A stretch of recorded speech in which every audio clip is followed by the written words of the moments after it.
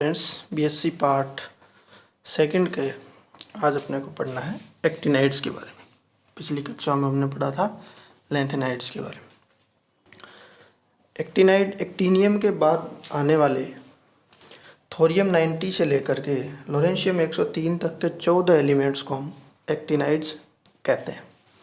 ये 5F series के element हैं। हम जानते हैं कि इनका जो एक्टिनाइड का पहला एलिमेंट है वो थोरियम 90 है। फिर प्रोटेक्टिनियम, उसके बाद uranium, neptunium, plutonium, americium, curium, berkelium, californium, einsteinium, fermium, mendelevium, nobelium और 103 पे अंतिम कौन है? लोरेंशियम। अगर हम इनके इलेक्ट्रॉनिक कन्फिगरेशन की बात करें तो यहाँ इलेक्ट्रॉनिक कन्फिगरेशन में अपने को कुछ फ्लक्चुएशन दिखाई देगा। इसकी वजह क्या है कि 5F, 6D और 7S इन ऑर्बिटल्स की एनर्जी जो है वो काफ़ी मिलती जुलती है 5F और 6D में। इसलिए कभी कभी F की बजाय इलेक्ट्रॉन्स D में भी जा सकते हैं। तो हम इनके इलेक्ट्रॉनिक कन्फिगरेशन देखें। सबसे पहले हम थोरियम की बात करें तो इसमें रेडॉन 86, 5F 0, 6D2 और 7S2 यानी 4 इलेक्ट्रॉन है, 2 D में 2 S में। उसके बाद प्रोटेक्टिनियम में 5F में 1 इलेक्ट्रॉन जाएगा, D में भी 5F में 2 इलेक्ट्रॉन जाएंगे, 1 D में भी रहेगा। उत्तरोत्तर D में इलेक्ट्रॉन बढ़ते जाएंगे।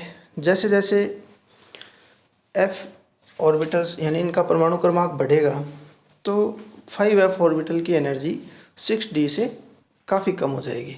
उसके बाद इलेक्ट्रॉन्स सारे 5F में ही भरे जाएंगे। तो अपने को इनका इलेक्ट्रॉनिक कन्फिग्रेशन ध्यान में रखने के लिए सबसे जो इम्पोर्टेंट चीज़ है वो ये ध्यान रखना है कि हम अगर F वाले याद करेंगे कि इसमें 4 आएगा, इसमें 6 आएगा तो कन्फ्यूज़ हो जाओगे। आपको सिर्फ 6D वाला ध्यान रखना है। उसका एटॉमिक नंबर देखा 86 तक तो रेडॉन जैसा हो गया, इसमें तो कोई दिक्कत ही नहीं है। फिर आपको 3 ऑर्बिटल्स पे ध्यान देना है, 5F, 6D और 7S। तो आप इनके इलेक्ट्रॉनिक कन्फिग्रेशन ध्यान से देखोगे तो पाओगे कि 7S में 2 इलेक्ट्रॉन है सभी में, यानी ये फुली फिल्ड है, तो इसका भी कोई चक्कर नहीं है। अब बचता है D और F। F में इलेक्ट्रॉन वेरी करते हैं 0 से लेकर 14 तक, किसी में 1 है, किसी में 2 है, किसी में 3 है। तो यहाँ एक बात अपने को ध्यान क्या रखनी है कि हम 6D के इलेक्ट्रॉन्स ध्यान रख लें कि किसके अंदर 6D में इलेक्ट्रॉन हैं और कितने हैं। बाकी जो बचते हैं वो 86 के बाद काउंटिंग करके 2S में भर दो, D वाले ध्यान रख लो, बाकी के सारे F में भरने हैं। तो F वाले अपने को याद नहीं करने पड़ेंगे। तो यहाँ देखिएगा कि थोरियम में D में 2 इलेक्ट्रॉन है। उसके बाद प्रोटेक्टिनियम, यूरेनियम, नेपच्यूनियम इन तीनों में 1-1 इलेक्ट्रॉन है।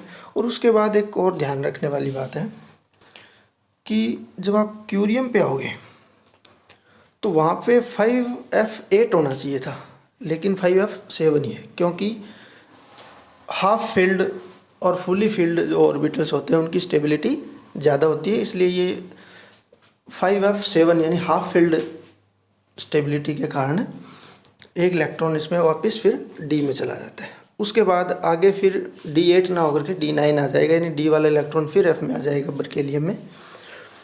तो अपने को क्या ध्यान रखना है कि थोरियम में D2 है, प्रोटेक्टिनियम में D1, यूरेनियम, नेपच्यूनियम में भी D1 और क्यूरियम में भी D1, और एक अंतिम इलेक्ट्रॉन जो लोरेंशियम है उसमें D1 है, बाकी सब में D0 है।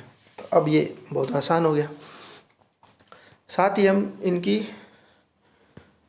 ऑक्सीडेशन स्टेट की बात करते हैं। तो थर्ड ऑक्सीडेशन स्टेट जो है +3, वो इनकी सभी की कॉमन ऑक्सीडेशन स्टेट है। और जो लाइटर एलिमेंट्स हैं वो वेरिएशन शो करते हैं। ठीक D ब्लॉक में जैसे अपन वेरिएबल ऑक्सीडेशन स्टेट पढ़ते हैं, ठीक उसी प्रकार। और इनकी जो हाईएस्ट ऑक्सीडेशन स्टेट है वो 7-8 तक जाती है। प्लूटोनियम में 8 तक जा रही है, देखिए आप।